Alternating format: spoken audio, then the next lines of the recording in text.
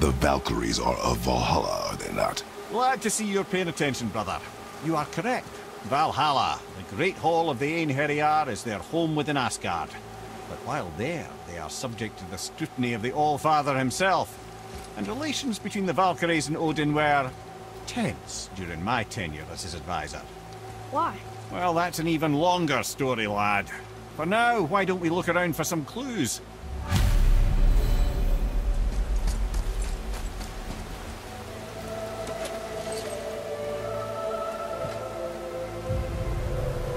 Whoa, you're back. Come here. Who is she? Gunnar, Mistress of War. After any conflict, big or small, she would be first on the scene, sussing out the worthy spirits for a free trip to Valhalla. A gruesome task, but she took great pride in it. Any conflict? Impossible. It's true. She had help from her sisters, of course, but Gunnar was always first to arrive.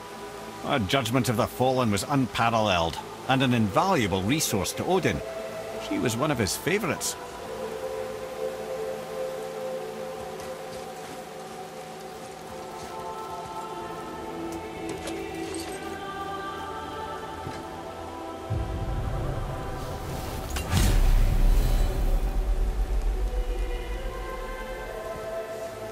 Ah, Gondul. Beautiful Gondul. And? Huh? That's it? Beautiful Gondul? No story or anything? Oh, sorry, lad. The sight of Gondul always took my breath away. Gondul had a silver tongue, a sharp wit, and struck a figure so stunning it literally drove men insane. Odin forbid her from setting foot in Midgard after a time, as insanity is not a welcome trait in Valhalla.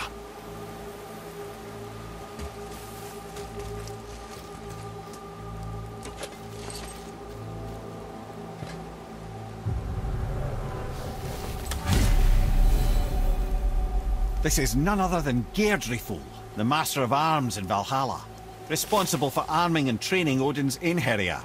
His what? His army come Ragnarok. The entire reason Valhalla exists, you see. The Einherjar wait in the Great Hall endlessly, feasting, drinking, and fornicating themselves silly.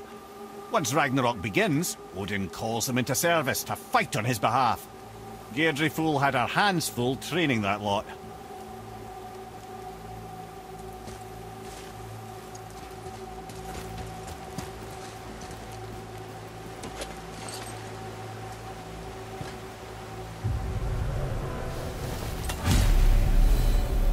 This, my friends, is Kara.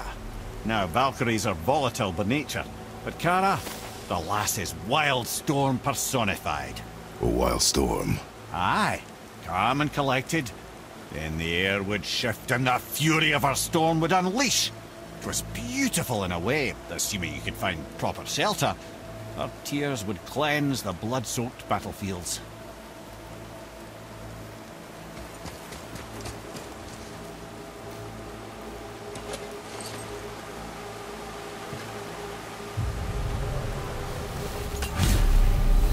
This is Rota, a chooser of the slain. I thought all the Valkyrie did that. Not exactly, lad. Although that is what they're most famous for, and by far their greatest responsibility. You've seen what happens to the dead without the judgment of the Valkyries. Hellwalkers. That's right. Rota, Gunnar, Skuld.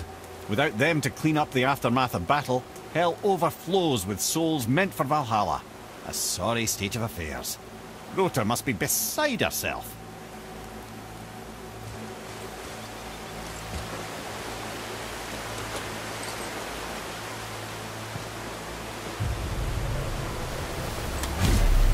Ah, here we have Air, the healer. A Valkyrie healer? Strange. Air was strange, as a matter of fact. Very quiet, very calm. Where her sisters were violent rapids, Air was a gentle stream. She healed the wounds of both mortals and gods, and even a certain all-knowing sage who once drank too much and fell off a mountain. Not my proudest moment.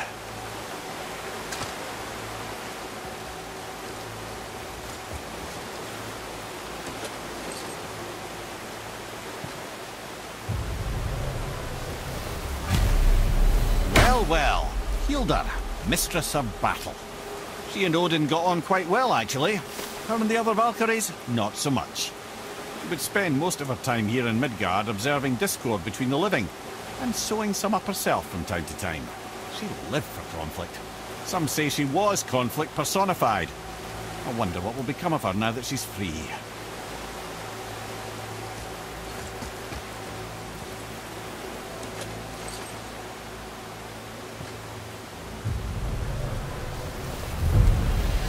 Olrun, once the daughter of a powerful chieftain.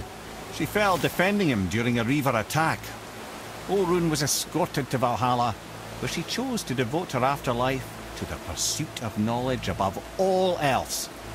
Quite unusual behaviour amongst the constant drinking and feasting of her fellow Valhallian denizens. How'd she end up a Valkyrie? Odin. He saw a kindred spirit in Olrun's single-minded pursuit of knowledge. He appointed her as the Valkyrie's resident historian.